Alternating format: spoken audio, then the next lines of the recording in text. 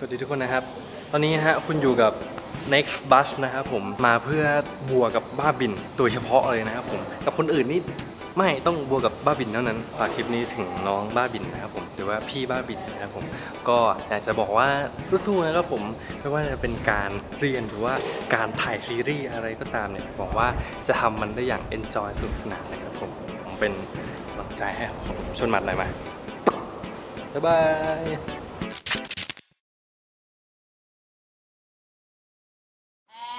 Action play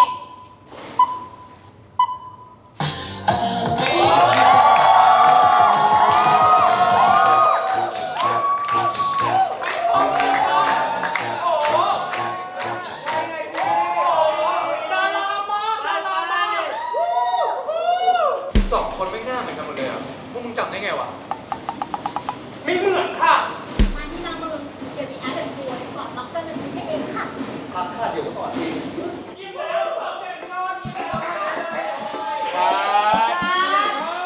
การทำเจลวอยสองอะเราเริ่มมีไอเดียคำว่าติ่งขึ้นมาเป็นคำใหญ่ครับก็คืออย่างเช่นคู่บัวกับบ้าบินเป็นคู่ที่ represent คำว่าแฟนติ่งเป็นตัวคิดสตาร์ทของความสัมพันธ์ของคู่นี้แหละของซีซั่น2เลยว่า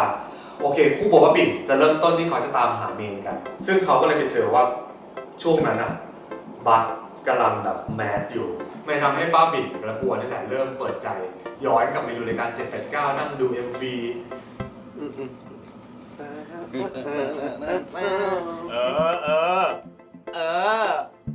รอเส้นทางการเป็นติ่งของบ้าบินก็คือบ้าบินกับบัวนั่งดูรายการ789อ่ะซึ่งเป็นซีนที่แบบประกาศว่าในการผ่านการเข้ารอบนะได้เป็นแบบหนึ่งในบัสอะไรเงี้ยพี่ขออนุญาตชาเลนจ์ตัวเอง มึงว้ายมึงเดือน12มึงขอบคุณพี่นะ มึง12 คนรู้แล้ว มึง12 คนจริงมึงคน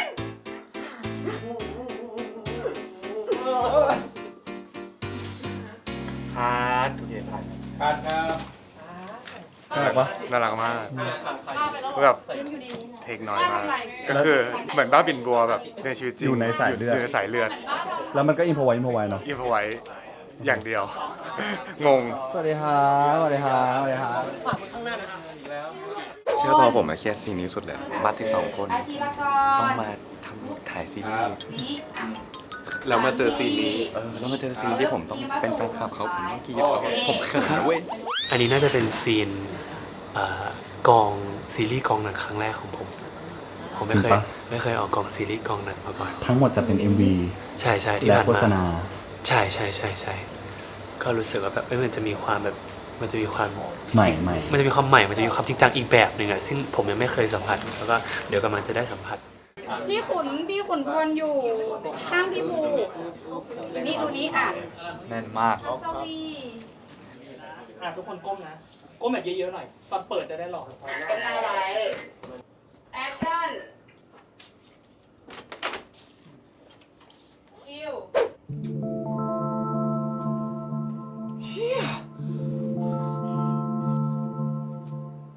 โอ้ยพัสวีมาคิดขุนพลชุติวัฒน์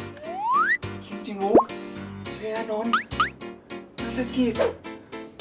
พุทธชัยเดชาวัฒน์อาชินกรจังทีพี่วสุเรื่องนี้ของแมวในบ้านได้ไหมลูก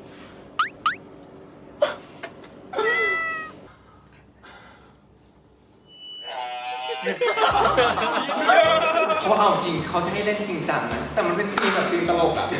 สถานการณ์มันตลกผมอะไม่หัวเราะแต่ว่าบัสอะหัวเราะ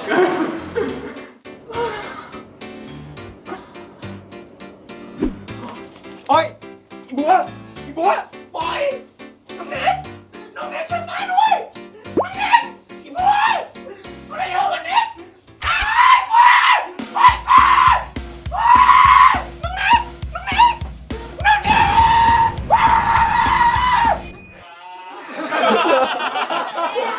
เขาปล่อยเล่นยาวมาก เปิดมาดิเร็วๆช็อกอ่ะ ฮามากพี่คือแบบมันอยู่ในโลกสมมุติของเขาอะแล้วเขาก็มาเล่นให้ผมดูเหมือนหลุดเข้าไปอยู่ในหนังโคตรฮาแบบแล้วเขาเล่นได้เหมือนเดิมทุกเทคแล้วก็ดีขึ้นเรื่อยๆด้วยโอ๊ยเจ็บอะไรวะเนี่ย ตลกระบัดหน้างง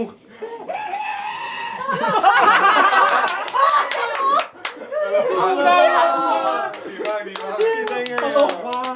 ซีนที่บัส12 คนยืนเรียงกันคือเราก็เชื่อว่าเราแบบเห็นเขาเติบโตเราเชียร์เขาจริงๆด้วยรู้สึกว่ามันก็เล่นได้ ก็อยากจะขอบคุณวงบัสนะครับเพราะรู้สึกว่าวันนั้นเขาประมาณ6ทีมเลยแล้วก็ energy 12 คนดีมาก มีสิ่งที่ทางทีมงานอยากจะให้แก้ก็สามารถทำให้ได้เลยรู้สึกว่าก็เป็นวงที่เก่งแล้วก็มีเสน่ห์มากทั้ง12 คนเลยขอบคุณมากๆที่มาร่วมแจมในเชฟบอย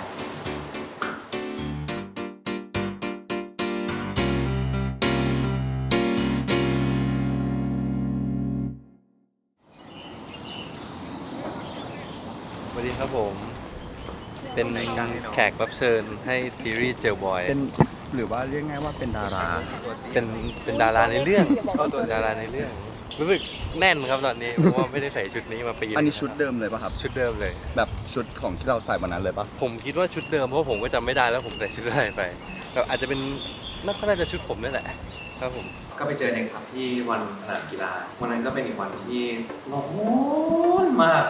แล้วก็ต้องไปยืนอยู่กลางสนามอะไรเงี้ยเน็กอะวันนั้นใส่ชุดหนังซึ่งมันเป็นหนังจริงๆซึ่งมันไม่มีรูอากาศเลยขนาดผมใส่ชุดนักศึกษาธรรมดาผมยังร้อนมากเลย เอา1 ประโยคให้วันนี้ เน็กหล่อเท่สดใสน่ารักคิ้วคาวาอี้ ฟอนต์ในไอโฟน ตัวจริงก็น่ารักจริงๆไหม ตัวจริงน่ารักมากครับขุนพลนี่ อันนี้ก็เป็นรับได้ เบเบเน็กเท่านั้น เราว่าบ้าบินเป็นคนที่กูจะต้องไปเชียร์แถวหน้าทำอะไรก็ได้เพื่อให้อยู่ใกล้ศิลปินที่สุด อันนี้คือมันเป็นวายของตัวบ้าบินเนาะแต่ส่วนบัวเขาก็เป็นติ่งเหมือนกัน แต่ว่าเป็นติ่งที่ต่างออกไป การซัพพอร์ตศิลปินเป็นทางไหนก็ได้ ผมรู้สึกว่าที่บัวบอกว่าเอาดิเราไปหาเมนกันหรือว่าลองไปหาวงทีป๊อปที่เราชอบกันมันไม่ได้คิดอะไรเยอะ เพราะว่าเราไว้ใจเขาอยู่แล้วทุกการกระทำมันไม่ได้มีอะไรจะแบบว่าลดทอนความสำคัญหรือว่าทำให้เราเสียใจได้ บัวก็อยู่ในทุกขั้นตอนของบ้าบินที่แพมจะหาเมนตัวเอง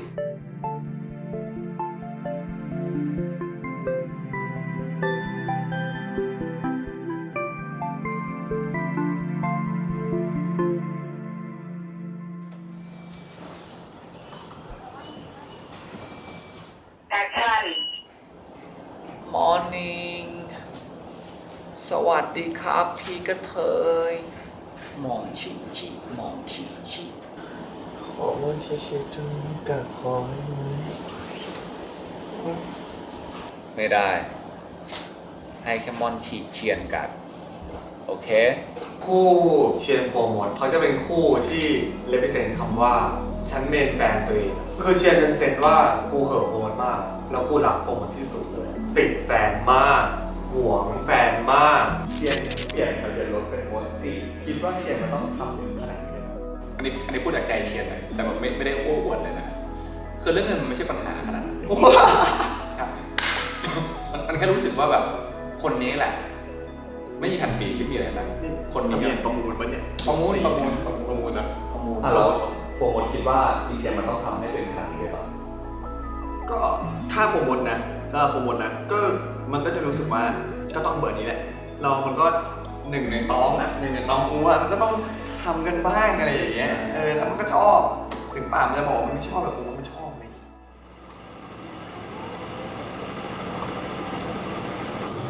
เอาเลยครับ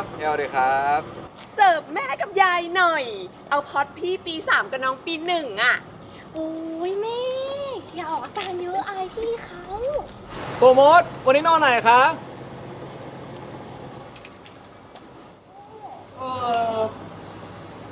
ไปนอนคอนโดพี่เชียงก็ได้ ชวนจังเลยน่าเบื่อ ดูหน่อยนี่มีอะไรดี สั่งหวานน้อยแต่ได้หวานเจี๊ยบ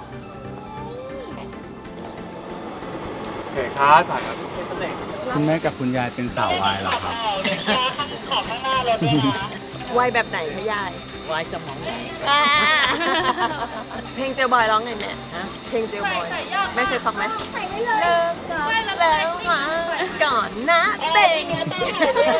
พอโปรโมทขึ้นปีหนึ่งตอนที่คุยบทกันนั่นแหละว่าถกกันว่าแล้วซีซั่น2อ่ะตัวละครตัวเนี้ยมันเดเวลลอปไปทางไหนได้บ้างเราก็เลยคิดภาพว่ามันต้องอยากหล่อแน่เลย คือตอนที่เราประชุมเราก็มีชอยว่าจริงๆโฟร์โมดแม่งเหมาะกับการเรียนนิเทศนะพอเขียนบทไปมันรู้สึกไม่ค่อยเซอร์ไพรส์เราก็เลยคุยกันว่าถ้าเรียนวิศวะเซอร์ไพรส์แต่ว่ามันดันเรียนศิลป์จีนมาก็เลยมานั่งถกแล้วก็ไปรีเสิร์ชแหละว่ามันก็มีมหาลัยบางมหาลัยนะที่ไม่ต้องจบวิทย์คณิตก็ได้แค่คนนั้นอาจจะต้องสอบวิชาพิเศษเพิ่มเพื่อที่จะยื่นเข้าวิศวะอะไรอย่างเงี้ย เราช่วงนั้นบัตรกำลังแม้แล้วไทยกำลังดังพี่ไทยมกพี่ไทยมกก็เลยคิดว่าเชี่ยโฟร์โมดต้องอยากเรียนวิศวะแบบพี่ไทยบัสโฟ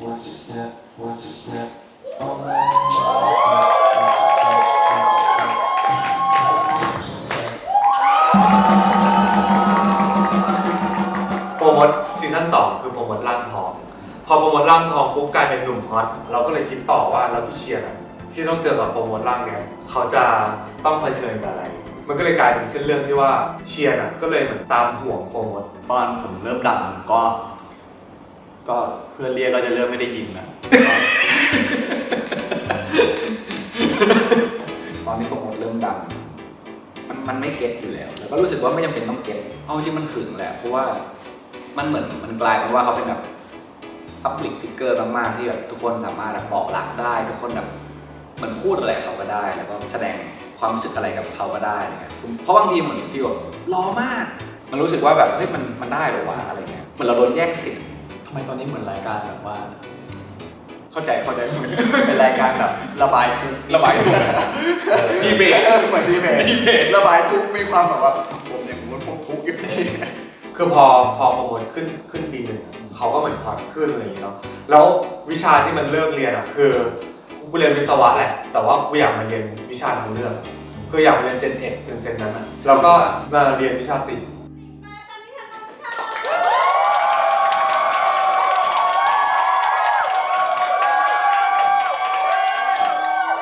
ความหมายของติ่งคืออะไร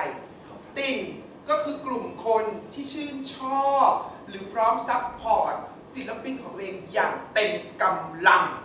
หนูเรียนวิศวะไม่ใช่เหรอจ๊ะทำไมถึงมาลงเรียนล่ะจ๊ะก็ผมเผื่อมีเขาเรียกว่าอะไรวิชาในการรับมือกันเป็นคนดังในการเลิศเพื่อมีแบบโอกาสเป็นศิลปินกับเขาบ้างจบหล่อนะเนี่ยต้องมีแฟนยังไม่มีครับแต่ก็น่ารักเหมือนกันไอ้ชื่ออะไรต้องบอกว่ามีโปรโมทเป็นโปรโมทไม่ใช่นิวเดี๋ยวว่าต้องอาจารย์เป็นอะไรไม่ถูกแล้วใช่ไหมเล่นถูกแล้วยี่ทุกคนวันนี้เรามาอยู่ในกองเซลบอยภาค2นะครับก็คือจะบอกว่าวันนี้เราได้มาเป็นรับเชิญต้องบอกเลยว่าเราจะได้เห็นการพลิกบทบาทครั้งยิ่งใหญ่ของโฟร์โมดเลยแล้วมันก็จะมีอะไรเซอร์ไพรส์ทุกคนมากมายหลังจากที่เขาผ่านช่วงเวลาวัยเรียนตอนนี้เขาเข้ามหาวิทยาลัยแล้วเขาก็จะมีเรื่องราวที่มันผ่านมาแล้วก็ผ่านไปแล้วก็มันก็จะมีอะไรอีกหลายอย่างที่ทุกคนไม่รู้เพราะครูก็ไม่รู้เหมือนกันว่าครูมาทำไมเจลบอย2ทุกคนต้องดูแล้วก็ต้องกดหัวใจกดไลค์กดแชร์แล้วก็มาเดากันดูว่าใครเป็นเคใครเป็นเมใครเป็นเอหรือจะอุหรือจะอะหรือจะอะไรก็ตามแต่ฝากไว้ด้วยนะครับเจลบอยภาค2พี่นนท์ชอบใครสุดในเจลบอย4คนพี่ชอบนิวชอบในฐานะตัวละครนักแสดงชอบนิวเลยอ่ะคาสติ้งทำให้โฟร์โมดได้ตั้งคำถามว่าตัวเองมีเมนไหมแล้วเมนคือใครอันนี้มันเกิดจากรีเสิร์ชด้วยคือเราเห็นว่าแก๊งแฟนคลับหรือแก๊งติ่งอะไรเงี้ยเขาจะพูดถึงว่าเวลาเราไปตามศิลปินสักวงนึงเรายังไม่รู้เลยว่าเราจะปรับเมนใครดีแล้วแฟนคลับเขาก็จะพิมพ์กันใน X หรือว่าแชร์กันว่ามึงลองถ่ายดูโทรศัพท์ดูเองเนี่ยเดี๋ยวมึงว่าที่มึงไปอีเวนต์มาหรือที่มึงไปดูคอนมามึงถ่ายใครมาเยอะสุดเราก็เลยรู้สึกว่าจริงๆมันเป็นไอเดียเดียวกันเราก็เลยให้อาจารย์พูดในคลาสว่าให้ลองเปิดโทรศัพท์ดูว่ามีรูปใครเยอะสุดคือเมนคนนั้นแล้วโฟร์โมดเป็นคนที่แน่นอนเป็นคนที่ข้างรักแฟนมากมันเลยกลายเป็นว่าโฟร์โมดเปิดดูในโทรศัพท์คือมีแต่รูปเชียร์มันก็เลยรู้สึกว่าโอเคกูไม่เมนศิลปินแล้วกูไม่มีรูปศิลปินเลยในเครื่องกูมีรูปตัวเองกับมีรูปแฟน ถ้ากูเมนตัวเองก็แปลกๆปะวะแต่กูอะเมนแฟน อีโฟมุสอะมันไม่ชอบอวดแฟนแบบที่คนอื่นเขาชอบทำมันเป็นโลกมันแบบอวดแฟนลงIG หรือว่าลงสตอรี่อะไรอย่างเงี้ยเหมือนคนอื่นเขาไม่ทำเขาชอบอยู่นี้คนเนี้ยคลีเช่เขาชอบอยู่นี้เขาชอบอะไรที่มันแบบว่าไม่เหมือนคนอื่นเลยก็เลยไปแบบไปพูดกับอาจารย์อินทนนท์หาเมนตัวเองก็เลยพูดไปเลยว่าผมได้แล้วครับว่าเมนของใครคือเมนแฟนตัวเองมันคิดว่าเราเบียวกับสิ่งโฟมุสไม่ใช่คนเบียวโฟมุสเป็นแค่คนมีความเชื่อมันข้างรักเชียร์ตั้งแต่ซีซั่น 1นะแต่แค่มีโอกาสได้ทำสิ่งนี้และกล้าทำสิ่งนี้กับพี่เชียร์นะตั้งแต่ซีซั่น 2นี่แหละเมื่อตอนเป็นแฟน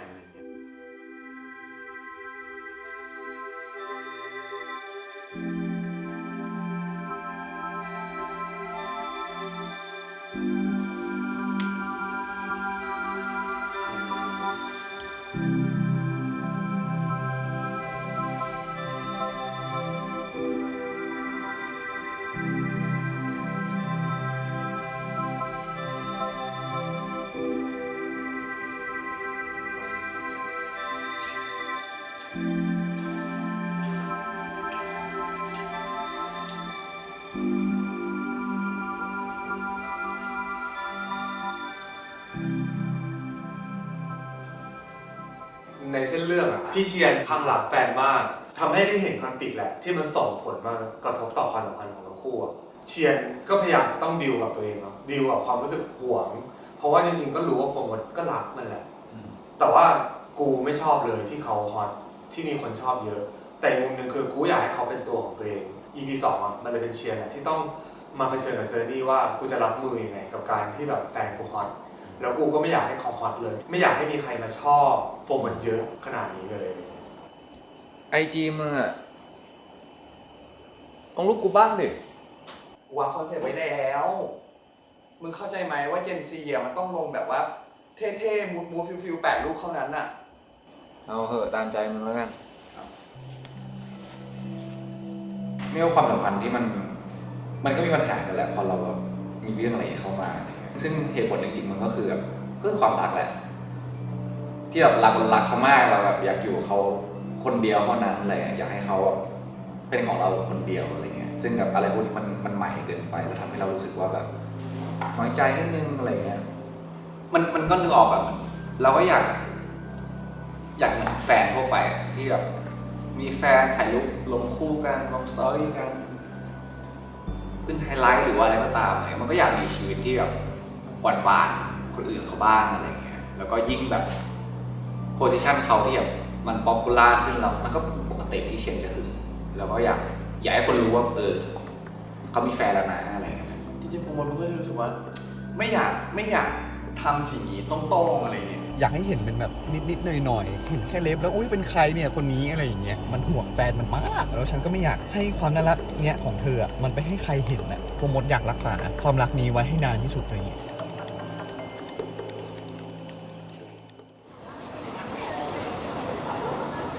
ในฉากที่บ้าบิ่นกับบัวเขาเริ่มติ่งบัตรเราก็เลยรู้สึกว่าซีรีส์เรื่องเนี้ยมันจะต้องมีภาพติ่งที่สมจริงซึ่งสิ่งที่เป็นภาพจำเลยมันคือไวนิลที่เป็นรูปบัตร12 คนที่ตั้งอยู่หน้างานแล้วแฟนคลับจะมาถ่ายรูปกันเราต้องไปตามหาป้ายนี้มาให้ได้แต่ว่าสุดท้ายป้ายเนี้ยเราตามมาไม่ได้แต่สิ่งที่เราตามได้คือเราไปตามกับฝั่งหัวหน้าบ้านเบสแต่ละบ้าน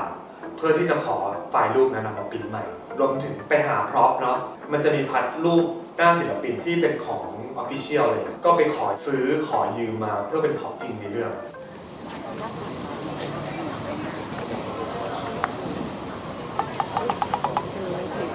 โอ๊ยดีใจน่ากลัวมากออกไปไงจะเริ่มยังพร้อมไหมบีบเสร็จยังคือมันเป็นวันที่เป็นซีนของวัวบ้าบินอะไรเงี้ยทั้งวันแค่พูดก็เหนื่อยแล้วอะคือด้วยชุดต่างๆที่มันหนามากมันรัดมันร้อนมันอึดอัดไปหมดอะไรเงี้ยอากาศตอนบ่ายด้วยรวมถึงมันต้องเป็นซีนอารมณ์ด้วยอะไรเงี้ยสำหรับตัวละครบ้าบินรวมถึงเอ็กซ์ตร้าก็เยอะมากคือที่ทุกคนเห็นในซีนแต่ละซีนว่าเอ็กซ์ตร้าต้องเดินไปยังไงคนนี้เดินยังไงคนนี้ทำอะไรทุกอย่างมันมีการผ่านการคิดแล้วก็การจัดวางหมดแล้วซึ่งองค์ประกอบทุกอย่างมันจะต้องเป๊ะมาก มันก็เลยถ่ายทำยากมาก ตอนที่เราแยกกับเพื่อนอะเราก็คือแบบสังเกตรีแอคเขาอยู่แล้วว่าเขาจะยังไงแต่ปรากฏว่าเขาแบบมองตามเพื่อนที่วิ่งออกไปแบบตาค้างเลย and action มึงพวกมึงอาจจะต้องแยกกันตั้งแต่ตรงนี้นะเพราะว่ามึงโซนกลุ่มเอใช่มันน่าจะเป็นส่วนกูกับบ้านบินขึ้นดอย เฮ้ยแย่จังเธอฟังแม่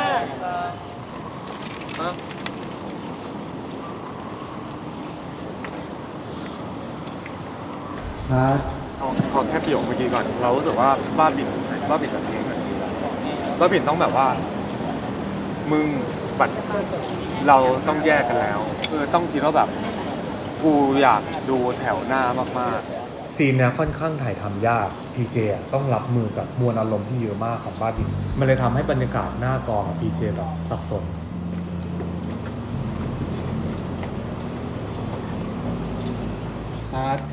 ซึ่งสถานการณ์นั้นอ่ะตัวพีเจเริ่มมีปัญหาตั้งแต่ห้องเวิร์กช็อปแล้วเร็วจะเริ่มแล้ว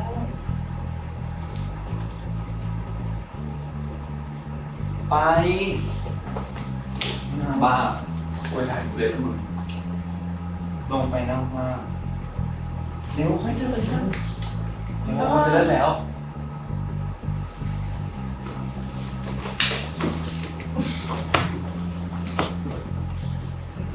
มันยากสำหรับพี่เจอันนี้เห็นเลยออกเลเยอร์มัน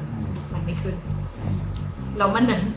มีความแบบเหมือนกับคอมเมดี้นิดนึงในซีนนี้วันนั้นเราก็ถกกับครูร่มว่าแบบเฮ้ยจริงๆเราต้องการให้มันฮิตความรู้สึกเบอร์นี้นะแบบนี้นะอะไรเงี้ยก็พยายามจะช่วยดึง energy ของ PJ ด้วยการให้เจลบอยทั้ง4คนมาช่วย build energy PJ กันกูอยากถ่ายคลิปกับมึงอ่ะใช่ไม่เอากูจะถ่ายคลิปกับมึงจะได้เห็นฮาร์ดวูบไปคลิปกับมึงไม่เอากูจะถ่ายคลิปกับมึงหลังจากที่ทุกคนมาช่วย boost energy ปุ๊บอะแล้วลองให้ PJ ลองเล่นซีนนั้นอีกทีนึงกลายเป็นว่า PJ เล่นแตะไปถึงอารมณ์ของไคลแม็กซ์ EP2 ที่เราอยากได้พอดีอยากทำอะไรอย่างนี้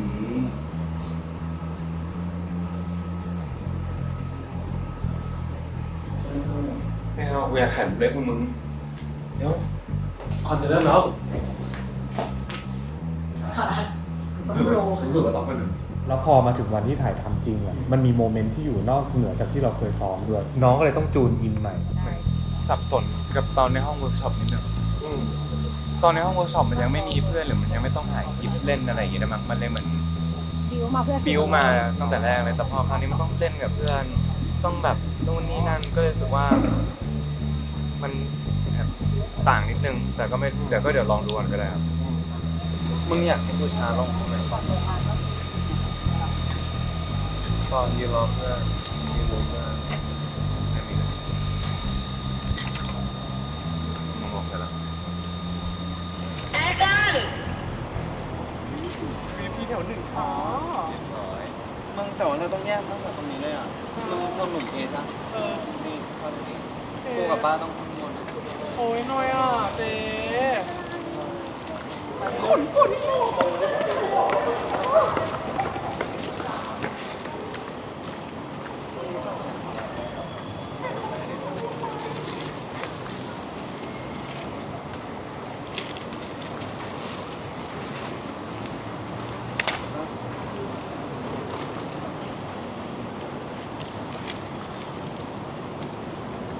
รับ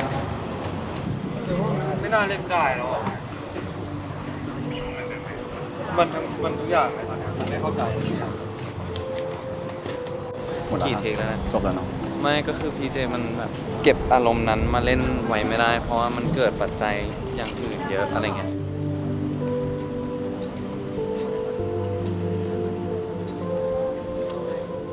ตอนนี้ณอ่อยปะณอ่อยณอ่อยอะณอ่อยมาละคิดว่าเดี๋ยวเข้าช่วงนี้เลย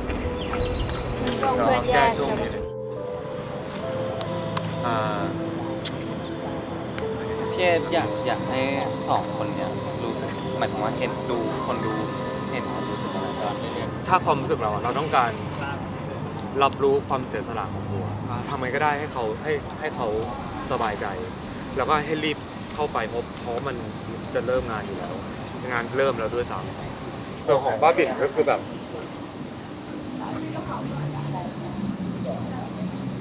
มึงรู้หรอคือสิ่งที่มันต้องเกิดขึ้นในจังหวะที่เขาแบบพูดตรงนี้มันไม่ปลดกูเลยทำไมมึงยังยอมให้กูไปนั่งกัดแถวเอวะแล้วมันก็เลยกลายเป็นว่ามึงแบบมันไม่มีทางออกมึงก็เลยแบบกูไม่ไปดีกว่ากูเลือกมึง Action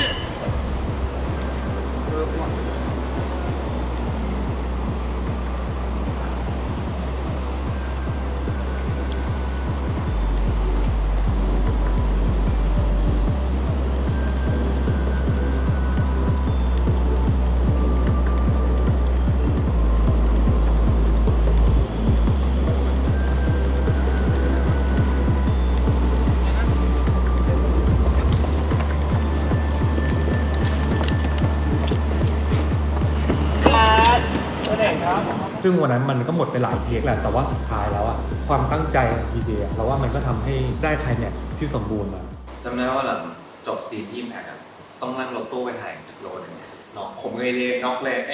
เลภาพตัดผมอะเลน้องภาพตัดแล้วผมก็อยู่อย่างคือไปกันทั้งคู่เลยอะเหนื่อยมาก เรื่องการเป็นติ่งใน EP 2อะมันมีข้อดีเยอะแหละมันทำให้เกิดมุมที่